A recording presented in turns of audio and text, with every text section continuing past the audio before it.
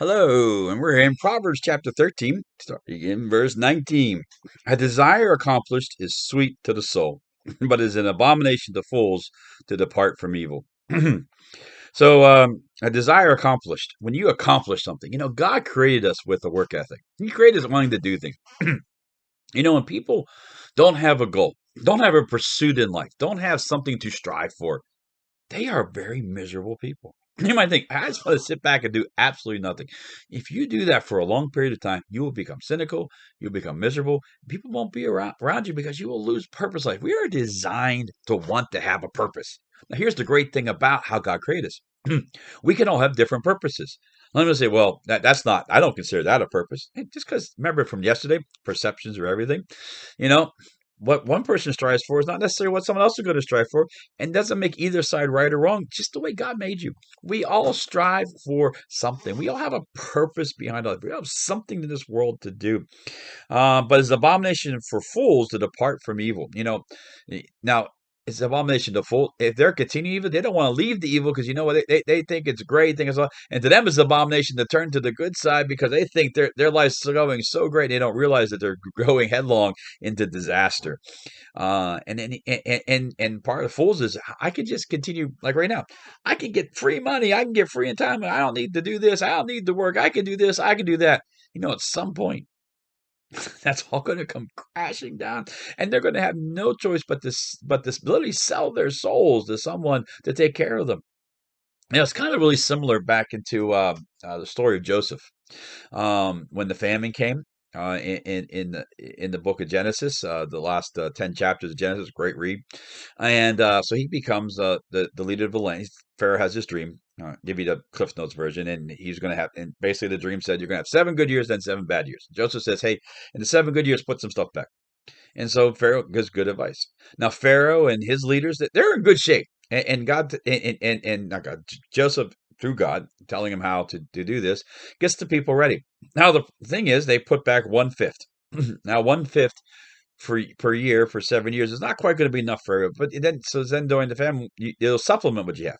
What happens is the people they put it back, but they weren't then putting back for themselves. And here's the thing: if you're putting, it's kind of like our Social Security system. People put back for that. It's great, but you should also put back stuff for yourself. So Social Security adds to your retirement, not your full retirement.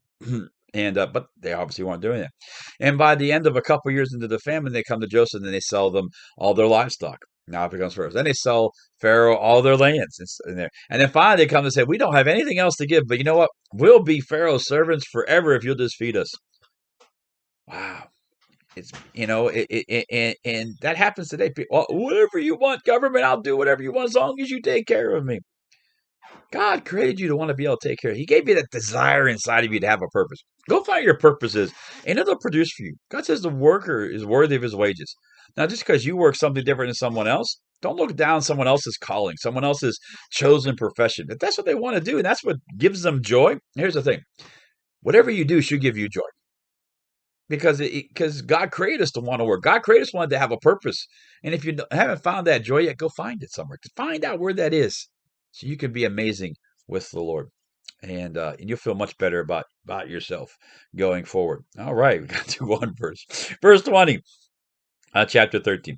He who walks with the wise men will be wise, but the companions of fools will be destroyed. That's pretty straightforward verse. If you walk with people who are wise, you're wisdom's going to rub off on you. But if you have a company of fools who think they know stuff but don't know nothing, guess what? You're going to end up being foolish. The company you keep is so important. That's why the church is so important. If you want to stay a Christian, you want to live the Christian, you need to be around people that are going to build you up. You get around people in your life. And in our church, we have a lot of people that just you just love to be around because of their faith in the Lord. And I thought about naming some names, but then if I name somebody, I don't name somebody who watches it. The perception is everything, right? But there's so many people. You just come and you see the joy of the Lord on their faces. I get to see that. I get encouraged by that. And, who you hang around with will determine a lot of your happiness. But no, it will absolutely determine your happiness in life. And if you choose to not hang around people and you're miserable, guess what? That's it. The blacks hang around these people that make me miserable. Well, it's a simple solution. Change who you're hanging around with. All right? You have the ability to do that. You have the freedom to do that. Do that and see what happens. And if you don't know how to do that, ask God. And God will lead you to the people that give your life meaning, give your life purpose, a life that you'll enjoy. And why? Real simple.